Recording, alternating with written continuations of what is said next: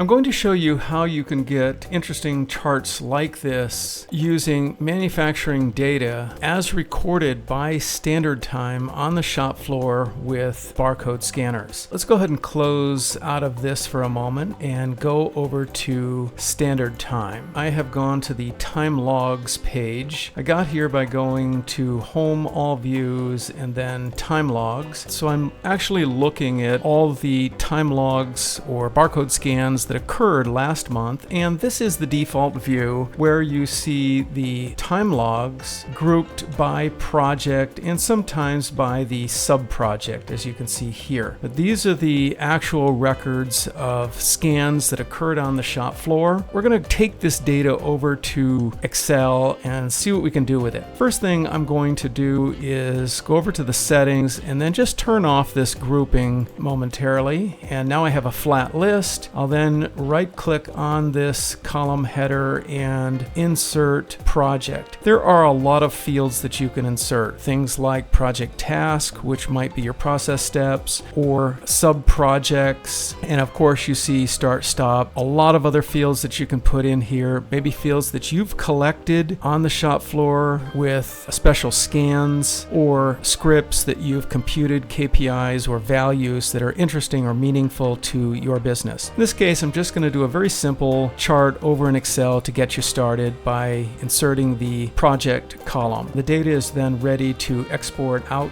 to Excel. I'll go to the File menu, Export, Excel, and then save this to the desktop. Now let's open up the file in Excel. Here's how it came out, exported from standard time. Again, these are the raw records from the shop floor manufacturing process using barcodes, RFIDs, and so on. Let's start by inserting a pivot table. Click OK. Then choose User and Actual Work. So now I've got a little pivot table that shows me the summation of actual work. I can insert a chart and right click on that chart, change the chart type to other interesting types like a pie chart. This now shows me the breakdown of the time for each employee. I can then go over to our pivot table, change that to the breakdown for each job so you can see how much time each job has taken. So there you go. Very simple way to take manufacturing data right off the shop floor, raw scans, bring them over into Excel and create interesting pivot tables and charts from them. Hope it helps.